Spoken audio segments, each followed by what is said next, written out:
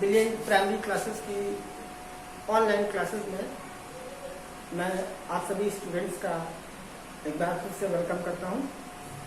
आज हम बात करेंगे क्लास 6 के बच्चों से। इनका सब्जेक्ट है इंग्लिश। इंग्लिश का मतलब होता है इंग्लिश फर्स्ट। पोएम है, टाइटल है only God can make a tree, lesson 1 और लेक्चर 2। लेक्चर 1 में मैंने आपको एक पूरी पोएम पढ़ाई थी, इसकी मीनिंग लिखाई थी और आपसे कहा था कि लर्न करिएगा मीनिंग्स को। इसके अलावा पोएम को फिर से पढ़िएगा, पोएम को लर्न करिएगा। ये पोएम भी एग्जाम्स में आपके पूछी जाएगी। 4 to 8 लाइन की पोएम एग्जाम में आपसे पूछी जाएगी, इसलिए आपको पोएम को भी लर्न करना है। मिनिमम 8 लाइन्स आपको लर्न करना है। तो आज लेक्चर 2 है, तो आज मैं इसकी पोएम के क्वेश्चन आंसर की बात कर रहा हूँ। क्वेश्चन आंसर मैंने बोर्ड पर लिख दिए हैं, आपको समझा रहा हूँ। आप है ना, बुक्स कॉपी सब खरीद लीजिए, नहीं तो आपका बहुत नुकसान हो रहा है। तो इसमें पहला क्वेश्चन है, what does the Lions hungry mouth is pressed refer. ठीक है, कविता में एक लाइन है, जो लाइन है है हंग्री माउथ इज प्रेस्ड। उस लाइन में लिखा हुआ है एक जगह पर हंग्री माउथ का मतलब हो गया है, मैंने बताया था कि जड़ें है ना पेड़ों की, है ना। प्रेस का मतलब फैली हुई है ना, चुपती हुई है, बहती जा रही है, ड्राइव कर रहे हैं, आगे को बढ़ रही है। ठीक है, इनका रिफर किससे है ना। तो मैंने आपको आंसर दिया है कि the lines hungry mouth is pressed refer. ये जो लाइन है हंग्री माउथ इज प्रेस्ड, इसको रिफर किया गया है to tree roots. Tree roots से, पेड़ों की जड़ों से जो क्लाइंबिंग है, क्लाइंबिंग ऑन, जो क्लाइंब ऑन करती है, मतलब चिपकती हुई बढ़ती है टू ग्राउंड, जमीन पर। व्हाइल इट ड्राइव्स, जब ये ड्राइव्स करती हैं, जब ये चलती है। ठीक है। अब दूसरा क्वेश्चन है, where does the tree looks all the day. तो बड़ा आसान आंसर है, आप सभी को पता होगा। पेड़ किसकी ओर हमेशा देखा करता है, मैंने बताया था। The tree looks at God all the day. पेड़ जो है सारा दिन ईश्वर की ओर देखा करता है। क्वेश्चन नंबर 3 है, What does a tree wear in summer? गर्मियों में, समर में एक पेड़ क्या वियर करता है, क्या रखता है, क्या पहनता है। पहनने का मतलब है रखना, है ना। तो मैंने लिखा है a tree wears a nest of robins, है ना। एक पेड़ जो है नेस्ट ऑफ रॉबिन्स को वियर करता है, जो पक्षी के घोंसले को वियर करता है ना, इन समर, गर्मी के मौसम। फिर चौथा क्वेश्चन है last, who is the poet of the poem. Who is the poet of the poem. इस कविता का कवि कौन है। तो कवि कौन है, जॉय कीमर। सो किल्मर ना पढ़े, Kilmer. I think it is better pronunciation, Kilmer, है ना। तो Joyce Kilmer is the poet of the poem.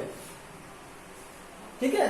फिर से बात, what does the lines hungry mouth is pressed refer. इन लाइनों का क्या मतलब है। तो मैंने लिखा है the line hungry mouth is pressed, पूरा सब्जेक्ट होगा रिफर टू ट्री रूट्स, संदर्भ देती है। रिफर का मतलब संदर्भ देना, पेड़ों की जड़ों का, जो क्लाइंबिंग ऑन, जो चिपकते हुई रहती हैं, टू चिपकी हुई रहती है, टू ग्राउंड, जमीन से। व्हाइल इट ड्राइव, जब ये आगे को बढ़ती है। Where does the tree looks all the day. कहाँ पेड़ सारा दिन देखता है। The tree looks at God all the day. पेड़ हमेशा ईश्वर की ओर देखा करता है। What does a tree wear in summer। एक पेड़ गर्मी के मौसम, सॉरी हाँ। What does a tree wear in summer। एक पेड़ जो है गर्मी के मौसम में क्या रखता है, तो अ ट्री, क्या चीज वहां पाई जाती है, a tree wears a nest of robins in summer. Robins में लगता है पक्षी, एक पेड़ जो है पक्षियों के घोंसले रखता है इन समर, गर्मी के मौसम में। Who is the poet of the poem, इस कविता का कौन कवि है, Joy Kilmer is the poet of the poem. Joy Kiemer इस कविता के कवि है।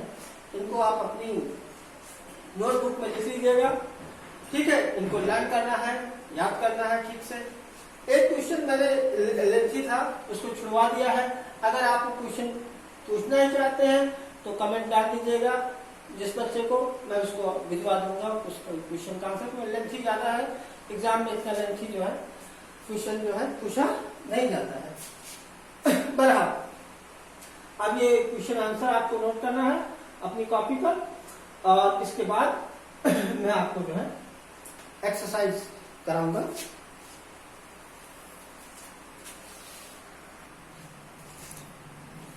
बेटा हम लोग एक्सरसाइज पर आ गए हैं, तो देखें ये फिल इन द ब्लैंक्स है। लिखा अगेंस्ट द अर्थ ब्रेस्ट, पृथ्वी की ब्रेस्ट यानी जमीन, बीच में लिखा रहेगा स्वीट फ्लोइंग, है ना, है ना। स्वीट फ्लोइंग का मतलब सुंदर, फैली हुई, ब्रेस्ट का मतलब जमीन। स्वीट यहाँ भरना है आपको, फिल इन द ब्लैंक्स। तो यहाँ पर हम लोग लिखेंगे स्वीट फ्लोइंग, है ना, FLOWING। इसके नीचे हम लोग एक लाइन का देते हैं, तो इससे पता चलता है कि ये चीज हमने फिल किया। Against the earth sweet flowing breast, पृथ्वी की, है ना, सुंदर बहती हुई जमीन से, है ना, इसका मतलब हुआ। A tree that at God, यहाँ फिल करना है तो लिखेंगे दैट लुक्स, है ना, एक पेड़ जो देखता रहता है, at God all day. And lift her arms, यानी लीफी आर्म्स, पत्तेदार शाखाएं, leafy, LEFY, leafy arms to play. फिर है अ ट्री दैट में इन समर, एक पेड़ जो कि हो सकता है इन समर, है ना, गर्मियों में, है ना, वियर। ठीक है, ये आपका फिल इन द ब्लैंक्स हो गया। यहाँ मैं आपको इसके नीचे लाइन कर देता हूँ, और लीफी, है ना, लीफी, है ना। अब इसके बाद राइमिंग वर्ड्स। राइमिंग वर्ड्स का मतलब होता है जिनका राइम सेम हो। राइमिंग, राइम का मतलब जिनकी तुकबंदी सेम हो। जैसे हिंदी में लोग कहते हैं लोटा ओटा, है ना, जाएंगे आएंगे, एक ही तुकबंदी हो, एक ही चीज है। जैसे गोल्ड सोल्ड, गे बे, ओके, नाइट राइट, ये राइमिंग वर्ड हो गया। इसका फ्लोइंग है, तो फ्लोइंग का होता है ब्लोइंग। राइमिंग वर्ड है, मैं इसका अपोजिट या सिनोनिम्स आपको नहीं बता रहा, इसकी जो राइम्स मिलती है, जो तुकबंदी मिलती है ना, वो मैं आपको बता रहा हूं। तो फ्लोइंग का हो जाएगा ब्लोइंग। राइमिंग वर्ड्स क्या होगा, ब्लोइंग। फ्लोइंग का क्या होगा, ब्लोइंग। ब्लोइंग में मतलब भी चलना, बहना, है ना, हवा जो है ब्लो करती है, विंग, है ना, विंग साफ ब्लोइंग। नेक्स्ट, नेस्ट है उसका, नेस्ट का आप लिख सकते हैं बेस्ट। बेस्ट मतलब सबसे अच्छा। लेन, रखना, वही तुकबंदी है। लेन का आप लिख सकते हैं गेन।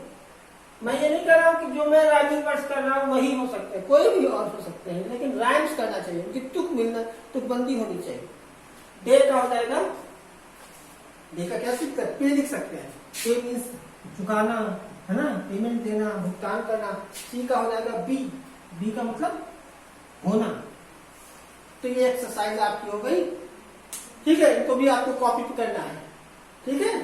पहले ऊपर फिल इन द ब्लैंक्स था, फिल इन द ब्लैंक्स में मैंने आपको बताया कि against the earth sweet flowing breast, पृथ्वी की सुंदर बहती हुई जमीन से, है ना, इसमें आपने क्या फिल किया, स्वीट फ्लोइंग। फिर a tree that looks at God all day, एक पेड़ जो सारा दिन भगवान की ओर देखता रहता है, इसमें क्या आपने फिल किया, लुक्स।